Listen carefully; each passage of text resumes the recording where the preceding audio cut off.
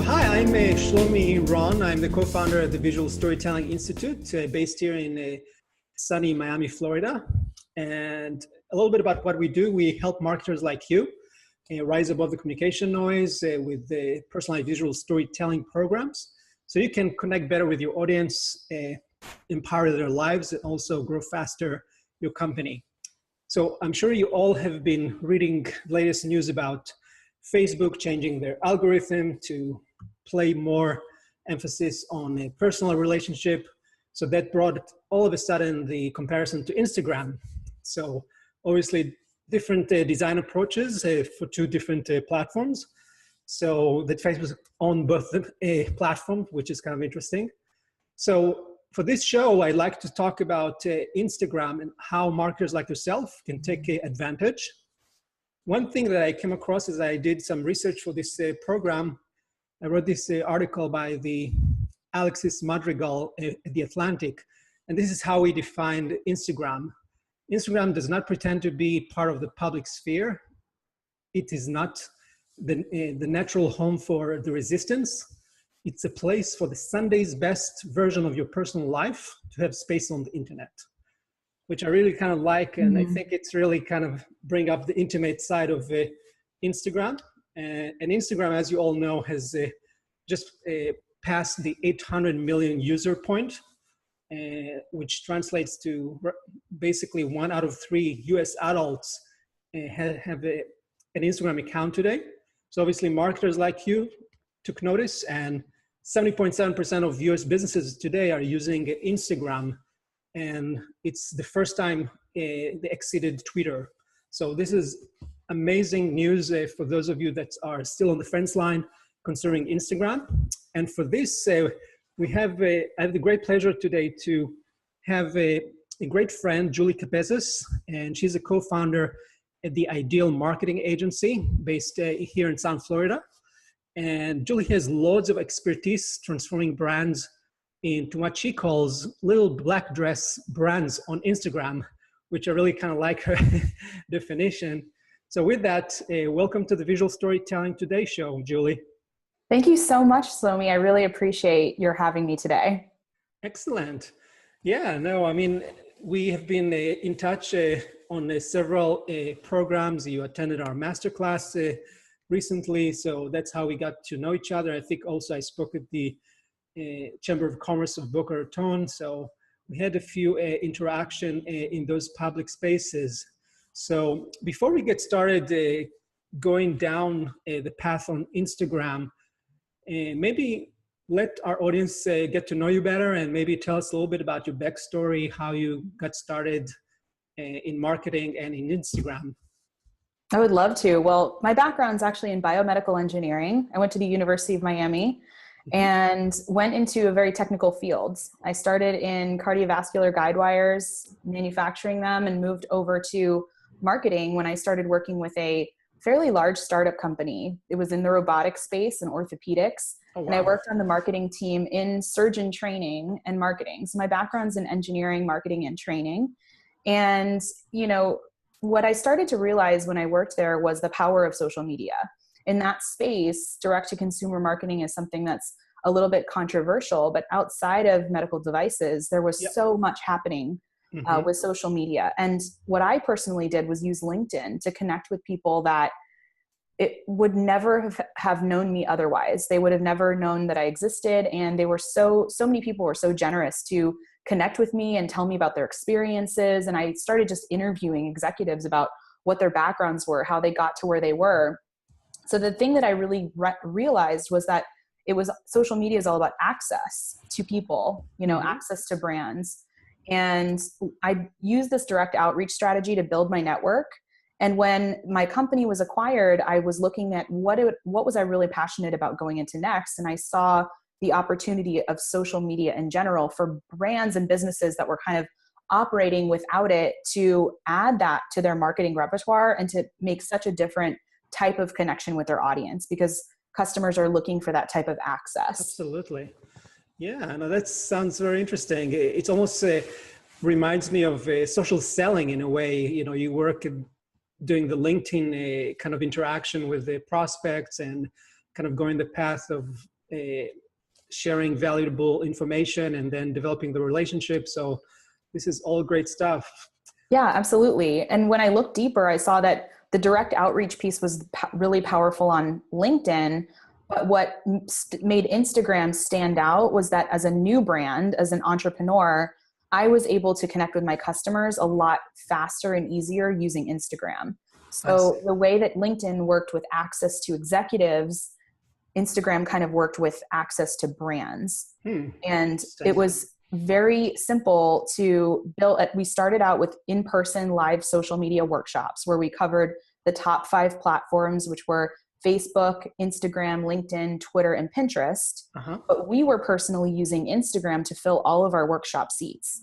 We could post on Instagram and get 90 seats sold out for a free workshop in a matter of 15 or 20 minutes. Oh, that's we saw incredible. that the reach and the conversions were so much faster, and the connection that people were feeling to us and our brand was so much more powerful. So that's when we started to tailor and focus all of our attention on really niching down, because you could spend all day learning about just one social media platform and becoming really excellent, or you can kind of be a generalist. And we decided to go into the, very targeted focus of Instagram when it comes to the storytelling, which I know we'll talk about today. Yeah, very smart move. And definitely I want to learn more about exactly, the dynamics of how you bring value to your clients using Instagram. But before we go down on that topic, we typically ask all our guests the same question. Since, the Visual Storytelling Institute we basically operate as a visual marketing think tank, that we are spreading the gospel of visual storytelling that traditionally has roots in graphic design, filmmaking, entertainment, but not a whole lot of marketers still know about visual storytelling in the context of marketing. So obviously, since you operated in this space for a while, how would you define visual storytelling from your perspective? Well, I would say that visual storytelling is like the expression of the brand's personality when it comes to social media on social. So when you're telling a story, you're expressing it with a tone of voice, you have a visual presence, you have an aesthetic that you've designed for your brand, and you're telling the story of the customer to the customer. So it's the personality and the way that story is told that I see visual storytelling being so powerful on Instagram specifically. Interesting. So from your perspective, you see the personal aspect of storytelling really as the main communication channel that makes a difference from the other traditional marketing types that have been used. Like if you look at print and direct marketing, storytelling has that personal aspect that create that bond. Yeah, absolutely. Without a doubt. Excellent. Yeah. So if we are looking now we got some information about visual storytelling. So when you want to kind of pitch your business to your clients, and what would your value proposition for Instagram would be like? And again, use this opportunity now, since we have marketers, entrepreneurs in our audience that might be sitting on the fence, not unsure if it's the right path. What would you say to them? Well, I think that we operate in the landscape of social. So obviously, SEO and having a presence in different areas of the marketing landscape is still very valuable. But in terms of social specifically, I think that Instagram and other platforms that will arise that are similar to it are going to be the central channel of communication between a customer and its brand, the connection. Platforms like Facebook, each platform has its own culture. So Facebook is very focused on connecting you with your friends and family. And so that trip that your aunt or uncle just went on is very interesting to you on Facebook. That's the majority of what you want to see. And a lot of the businesses are now using interruption marketing to connect with businesses there. However, on Instagram, what people are really looking for is interesting brands, celebrities, and other people and businesses to connect with by filling their feeds kind of like a magazine. So they're curating their own magazine of different stories and interests and profiles that they want to see every single day. So I think that the shift towards Instagram is going to be ever increasing. Mm-hmm. And other platforms, I'm sure, will pop up that are similar. But right now, I feel like it has the strongest, the fastest growth, the best engagement, and the most direct connection, because that's what your customers actually asking for. They want you to send them stories every single day and content that's going to engage them on a daily basis. So I think Instagram is a really great place to put attention for 2018 if creating an engaged audience on social media is something that's a priority for your business. Cool. And I'm sure some of the people that using Instagram, and some of them started using, or some of them, about to start, some of the stumbling blocks, at least like any social networks, is the issue of the followers, is, the number of followers is really like the major indicator of success. Is it quantity versus quality? Some people think there is a magic number of minimum followers that you got to have in order to get a critical mass of engagement. What would you say? Yeah, I think that is a common misconception. I think that some brands will even fear looking too new when they go onto Instagram. And so they'll buy fake followers. And Instagram's algorithm will penalize you for that action, because they're going to measure the engagement rate on any one post against the number of followers you have to promote you in your feed. So in addition, people that are on Instagram are looking for authenticity. So when they see an account with 10,000 or 15, 20,000 followers and only 3 or 4 likes on a photo, they're spotting that out a lot quicker. So to answer your question about followers, I think that within any market, there are going to be a few major players on Instagram. The cool thing about it is the underdog or the new business can just as easily grow a following as the big guys right now, because it's still heavily based on organic engagement. So I would be looking to consistently see increasing followers month over month. The number is going to be directly related to whether or not you're doing ad spend and how much time you're spending engaging on the platform, as well as what types of hashtags you're using. But I think that the number of followers will ultimately measure relevancy of the brand in a certain market based on the conversations they're having there. In several industries I've looked, and the 2 major players that you would think of if you thought of that industry, one of them has 10 times the number of followers on Instagram that the other one might have. And that's just because of the quality of the storytelling that they're doing on the platform. So in essence, what you're saying is that there's no magic number, but you're definitely looking for healthy growth from month to month of followers, just as part of your other indicators of success of the program. And we can talk about, KPIs later, but, don't be a stickler and just look at the followers, because it's just one piece of the picture. Absolutely. And I love always referring back to that 1,000 true fans concept. That what you're looking for on Instagram, as soon as your brand goes online, communicate to those true fans that you have. They're going to jump on and they're going to help you spread your message for you as well. Got it. Yeah. So you mentioned already that engagement is definitely a great business goal to aspire using Instagram. But are there any other business objectives that Instagram is really good at? And what I mean by that is that if you think about the buyer's journey, obviously awareness, brands is looking just to spread the word out if they're launching a new product. Then obviously there is the mid funnel, where it's all about maybe educational, inspirational content. And then there's definitely down the funnel, the idea of closing the deal. How can you actually generate leads that actually you can monetize? And I guess at the really end of the funnel, we're talking about advocacy. How can you actually turn those happy customers to be your best storytellers? So I kind of lay out, a bunch of business objectives, but how would you say this translates to Instagram?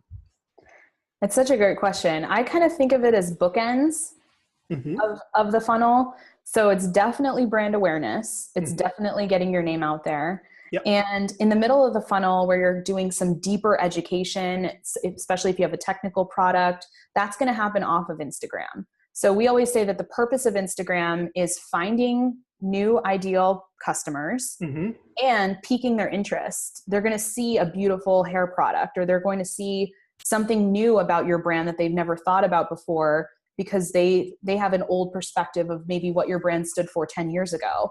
Then if they jump on Instagram and they see this innovative content, you're piquing their curiosity to go off of it and find out more.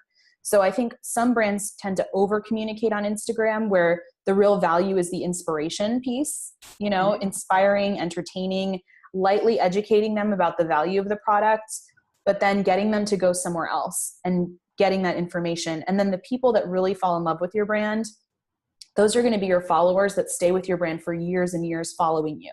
And they want that content every single day. Your brand advocates at the other end of the funnel are going to be the ones tagging their friends and saying, come look at this content, come, follow this brand. They're amazing. And that almost creates a circle that really grows the audience very quickly. So some brands have a misconception that they might not see as many website visits directly from Instagram. They might not see direct conversions, but what they're not realizing is 30% of people on Instagram have bought a product that they first discovered. So this is what we call like a dark traffic that basically not documented anywhere. I can tell you 10 brands right now that I follow on Instagram that I've already decided to buy their products. I'm past the decision-making phase. I just haven't gone on and swiped my credit card yet. Maybe it's not the right time. It's seasonal. I'm waiting to get something else before I'm going to buy that product. So I hate to say the word top of mind, but they want to see content from you every single day. And that's the difference from an ad. I see. So to kind of summarize, in essence, what you're saying is that Instagram really shines at the top and in the really bottom of the funnel. So it's really about creating the brand awareness if you're starting something new. And of course, once you have happy customers, they are the best ones to actually continue evangelizing your story. And that's really what you should focus on if you're considering starting with Instagram, right? Yes, absolutely. Excellent. So now that we have we're still in the planning stage, we got our business objective in place. Now you got me convinced. Yes, I want to start. So can you give us, I know kind of at least high level, what the process would look like for creating an effective Instagram storytelling program? What are the key platform features people should focus on when they start? Any kind of suggestions? Absolutely. So I'll combine it with a story of one of my favorite companies on Instagram. One of the brands that is really creating a buzz on Instagram, and that's a brand called Lokai. So the Lokai bracelet is a really interesting business and brand story.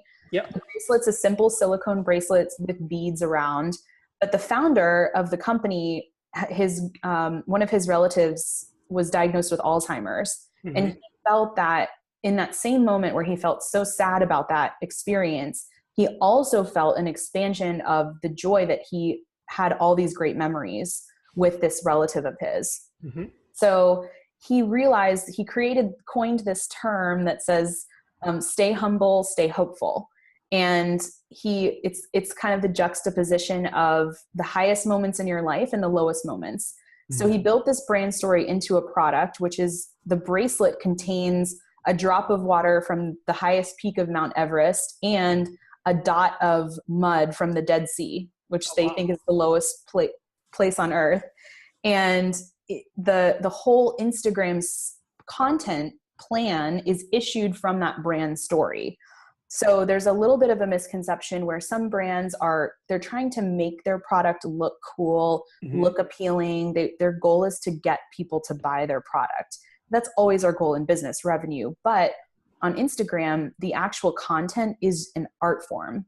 So the goal is you want to ask yourself the question, what worldview does my company want to express to people? And how is that inspiring? Who is that going to inspire? And what kind of content is that going to translate into?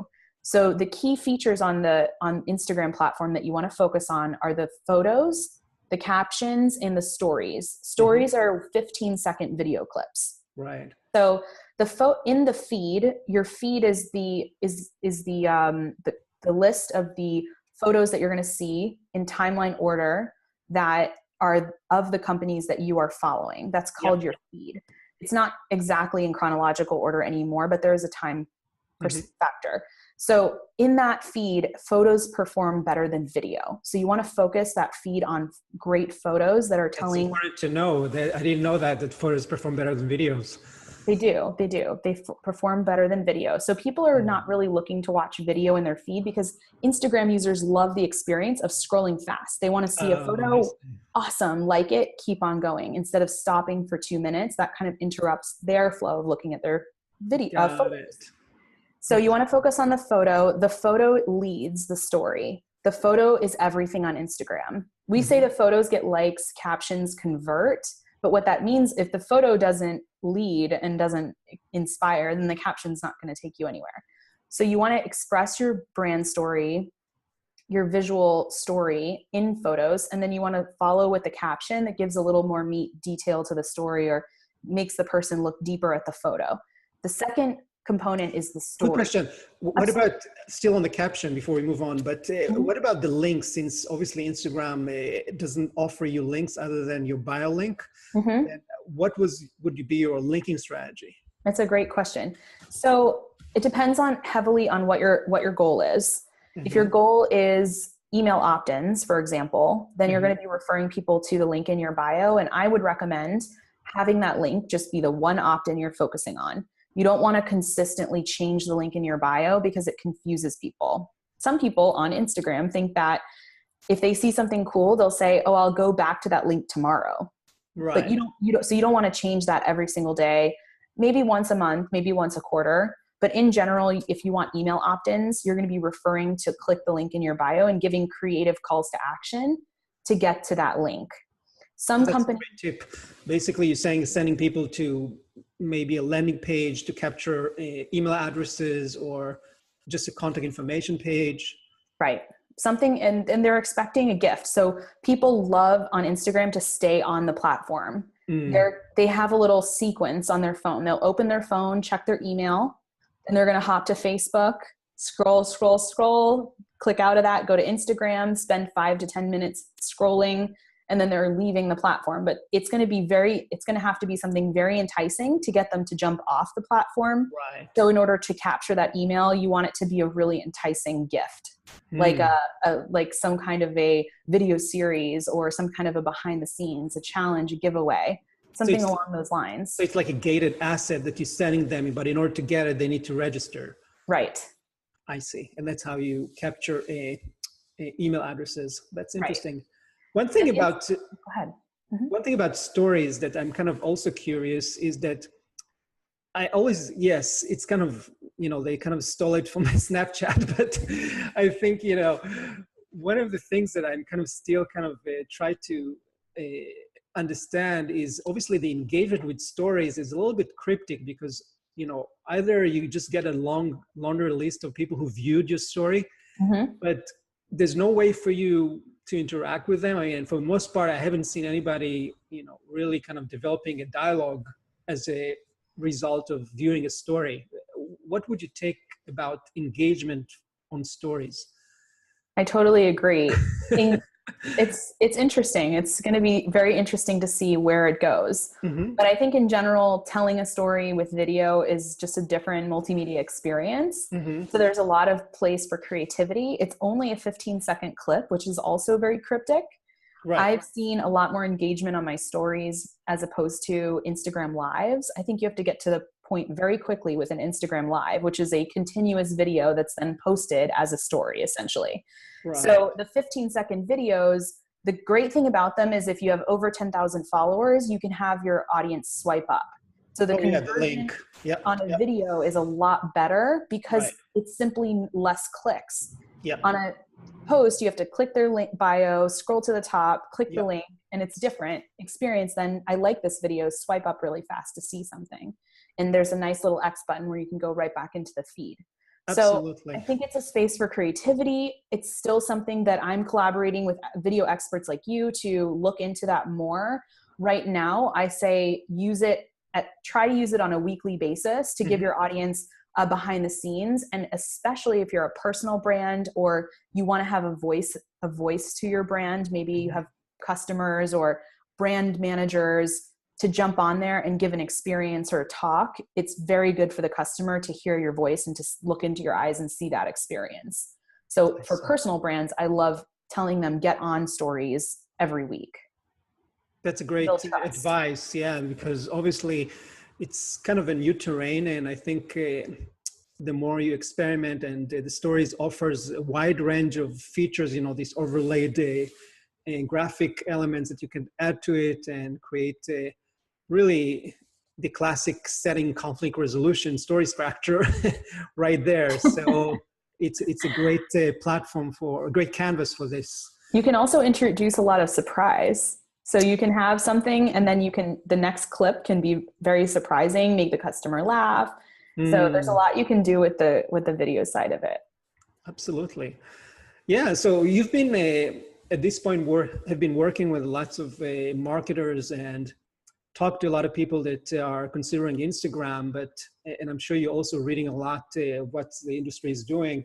So what would you say are the top challenges that our marketers are currently facing when using Instagram today?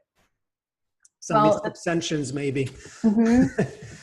The biggest one is that the purpose of Instagram is to really produce creative work from the brand. So imagine if your advertising team didn't have to include a product in their ads, they would get really creative with how they could entertain and educate their audience. So yes, of course, the product has to be part of the story, but really the focus is the brand's art form. And that can be wacky, it can be weird, it can be very elegant, it can be playful. It just engages the audience at such a different level because they're looking for creative forms of art. So I feel like Target does a really great job. They're engaging their audience at a deeper level with very creative posts. Some of the bigger beauty brands are coming up with really engaging ways to take you behind the scenes. Fashion brands are bringing you back behind the runway, giving you access to stars and celebrities that you would have never thought about before. So the art form can really be anything. It can be very creative and very much tangential to what you would typically put on TV or in a print ad. And by prioritizing the art above the promotion of the product, you're going to create that bond that makes your customers and your audience really see, wow, this is where I want to shop because this brand shares my worldview. And speaking about the art form, do you see any kind of because I know there's a lot of social media strategies talks about the 80-20 rule, and some talk about that basically 80% of the time you just talk about non-brand related stuff, more lifestyle. And then the 20% you talk about brand focused, you show the product. It's very kind of focused on your business objective. And another philosophy is that, your content strategy is typically comprised of what you call a lifestyle, inspirational, educational. Do you find those, what is your suggested content strategy for Instagram in general? I know it's customized per brand, but in general, do you have any kind of philosophy you're following?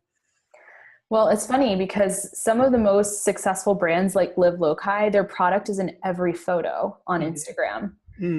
There's another one that I think of called Frank Body, and they sell a coffee scrub, and their product is in almost every single Instagram post. But because the lifestyle element is so strong and the posts are so entertaining, the product fits seamlessly. It's not an ad where you're holding it like this, necessarily. Right.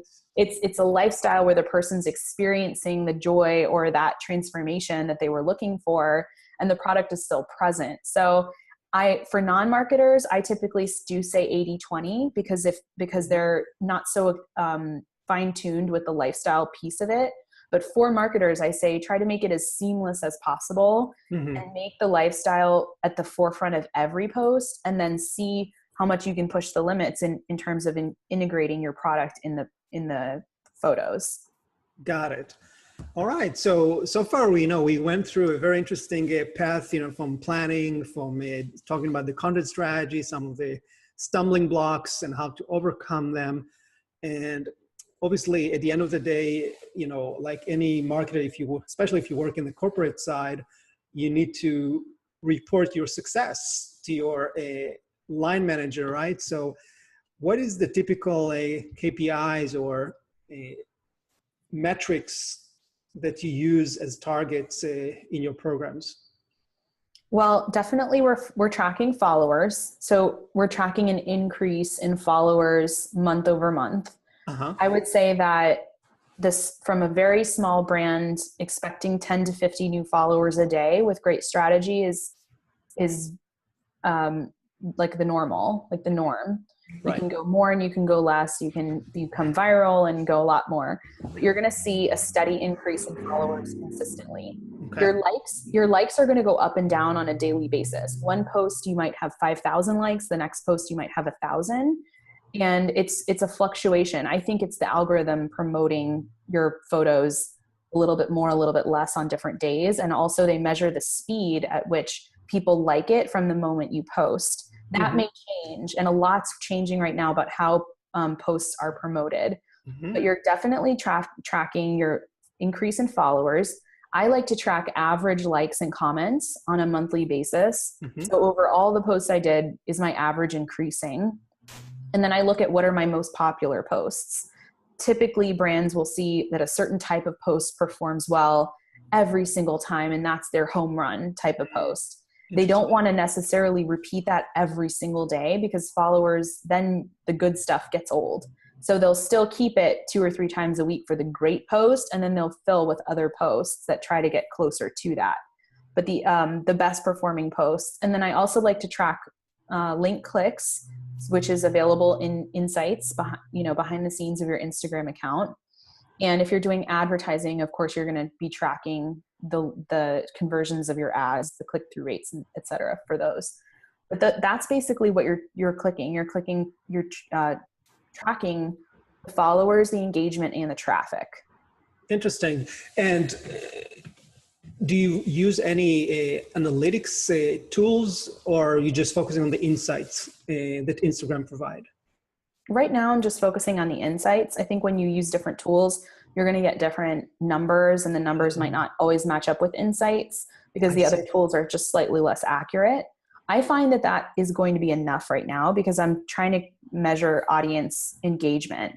And my whole focus on Instagram is just improving that art, refining the eye for that Instagram style art, and measuring what my audience is looking for and is engaging with. It's definitely the long game.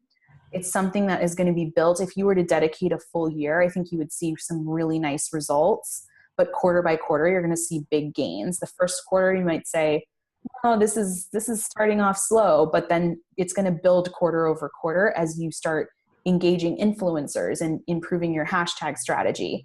And it's really, really valuable for communicating key brand initiatives. So people are, a great majority of your most engaged followers are really aware of what you're doing. They're going to know. They're going to tell you, oh, I saw that on Instagram that you're running that. I see. So basically, don't expect an overnight spike in your cash register. It's going to take you at least 6 months to build your audience and create traction. That's interesting. One thing you mentioned also that kind of caught my attention was hashtags. We didn't talk much about hashtag strategy. I know that some people recommend using the comment section versus kind of, creating busy caption. What is your suggestion for hashtag strategy on Instagram? I think that when Instagram was born, they used a very linear type of strategy where if you posted a hashtag, if you added a hashtag to your post, you were going to see that post in the hashtag list upon searching it. And it was a reverse chronological order, with that top 9 being the post with the best engagement. I think as the platform is becoming so popular and so widely used, they're having to figure out a different way to really promote the best types of content.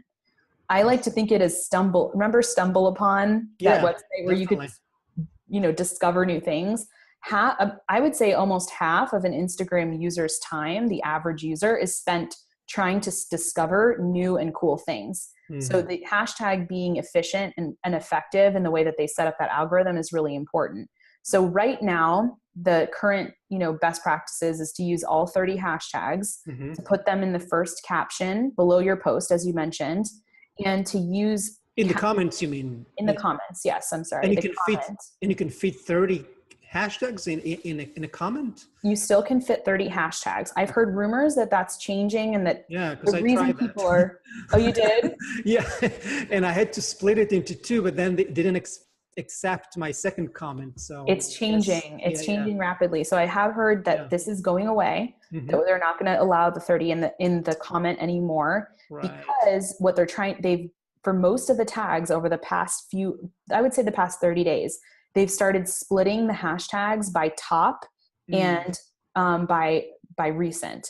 So now the best hashtags on Instagram actually have two feeds, top and recent. So it's no longer top 9. There's a whole feed, an endless feed of top, Mm. and you can click over to recent and see them in reverse chronological order.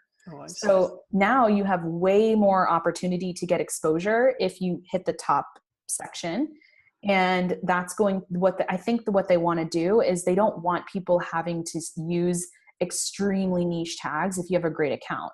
For example, if you're a great social media marketer and you Uh-huh. use the hashtag social media marketing, they want you to show up on that top tab instead of just getting 10 minutes of fame on the top 9 and then you're buried and your post doesn't matter anymore. Right, right.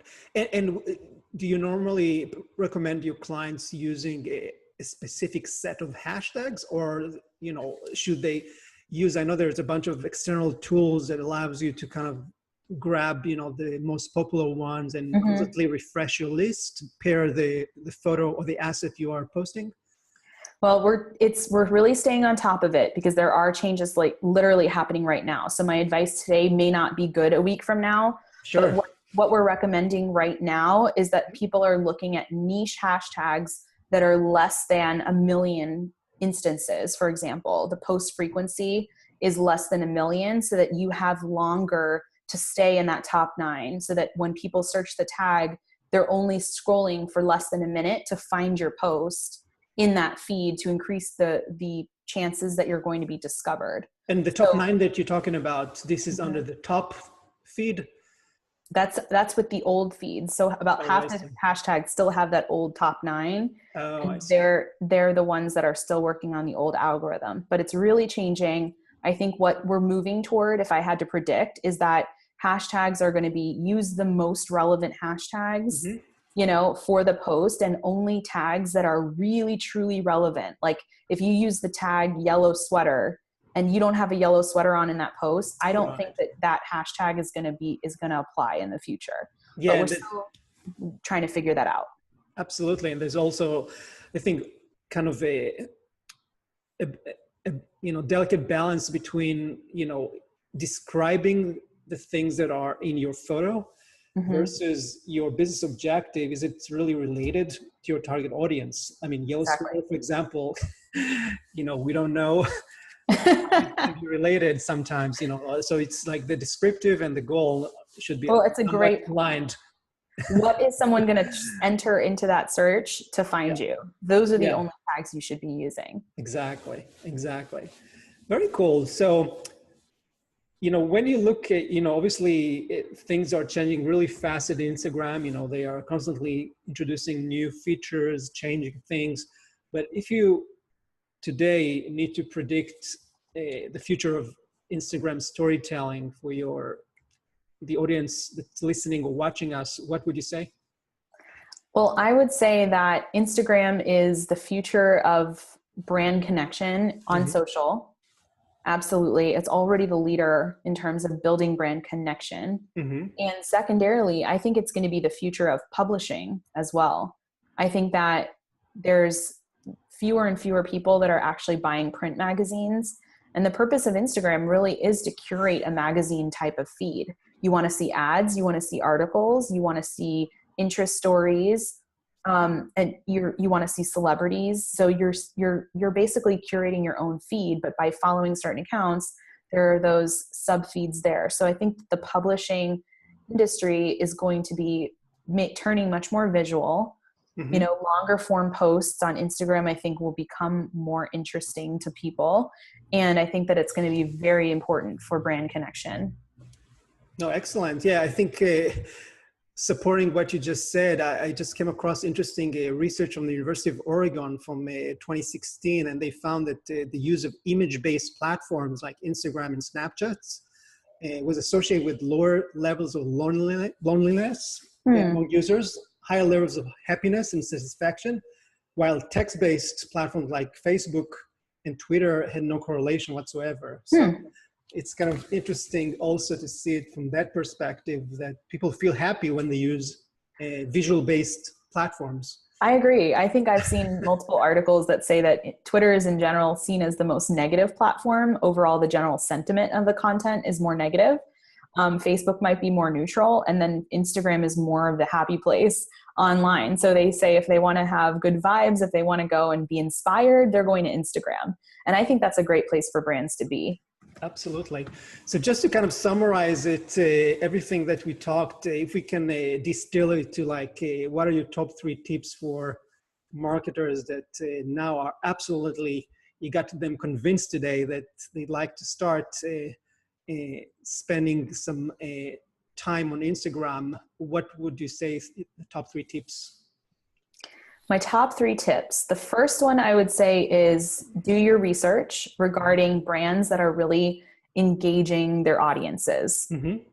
And I think that looking for brands that are creating really engaged audiences, look outside your industry. Don't just compare to your competitors, but look for those brands that are really bringing a creative and fresh look to their content, that are really storytelling really, really well, that are using user-generated content. Right. Tip number 2 would be to really refine your art and refine your eye in terms of producing Instagram content that's very artful. Put together a creative team that have some unique abilities. Maybe you have a very different type of photographer, or you have a stylist that's avant-garde. You want to have something different about your content that's telling your story. Mm-hmm. And number 3, I would say really develop that long-lasting strategy that's related to your overall brand story. I was really fascinated when I met you, Shlomi, because I loved the 3x3 framework that created the kind of meta story that's the classic brand story that's going to stand the test of time.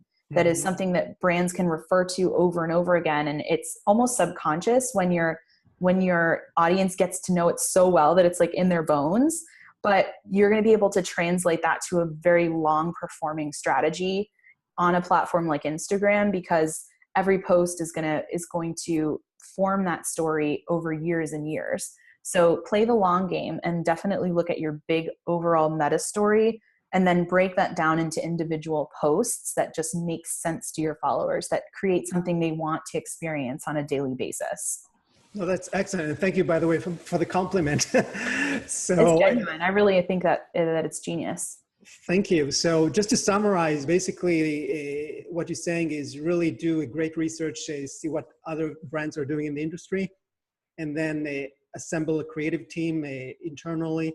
And one of the things actually I would add to that is a lot of people think they need to be super perfect, and that's the opposite approach. You want to be super authentic, and don't worry about imperfections. Actually, that helps you because it humanizes your message much better. Yes. And obviously definitely create a strong meta story that's going to carry over across anything that you do on Instagram. So you have a kind of a thematic approach to go through it. So everybody is looking at your feed will see your distinct style right away. And that's a great differentiator. So that's fantastic. Thank you for that. Thank you. And just before we close, I know that you're planning to launch a new Instagram storytelling workshop. Maybe you can share a few details about that.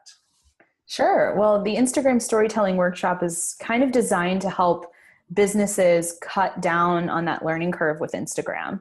So especially with step 1 that I mentioned, the research phase, we're going to bring you a very tailored workshop that's going to bring those examples to you and lay those out and show you and your creative team the differences between a post that's trying to push a product or make a product look cool versus what's that seamless lifestyle type of content that people are going to really resonate with.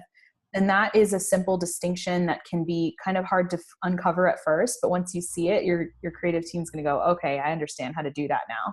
So we kind of cut the learning curve on developing that Instagram, that artful eye that I was talking about, showing you what's going on in the industries. It's a 1-day workshop, by the way.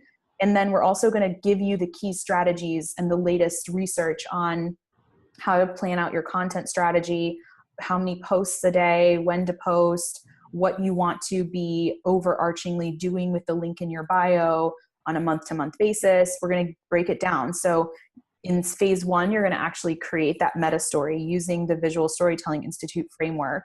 In step 2, we're going to show you the difference between kind of old style content and more modern, fresher lifestyle content, give you the opportunity to actually break your meta story into those major themes. And then in the third part, you're going to actually be able to plan your storytelling strategy where you're going to be able to push that content in the most efficient way to try to capture users, grow, see those metrics and those KPIs ongoingly. And then all the boring stuff, all the stuff that you could actually just watch a video and learn from somebody just on a video, that actually is already recorded on video. And that's something that your whole creative team is going to get after the fact. So you don't have to worry about this being, presentations that people could have just emailed you and you could have watched it on a Saturday. It's a very collaborative, hands-on type of a workshop.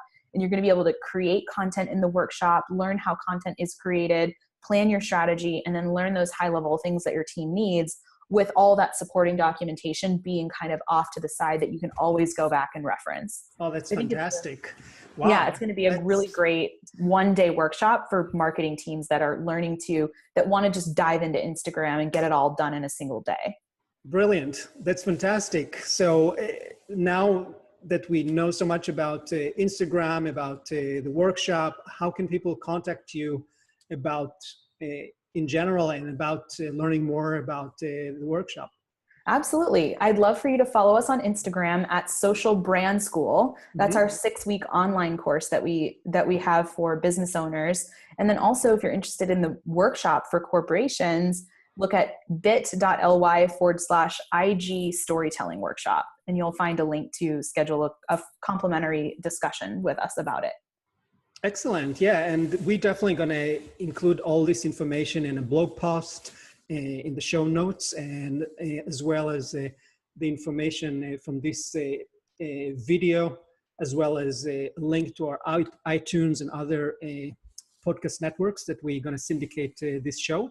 So thank you so much for your time today. It's been a fantastic journey about one of the most exciting platforms to be at these days on Instagram. And I hope to see you soon in our next show. Thank you so much. Thank you so much, Shlomi. Have a great day. I really appreciate your time. Excellent. Thank you. Bye. Bye-bye.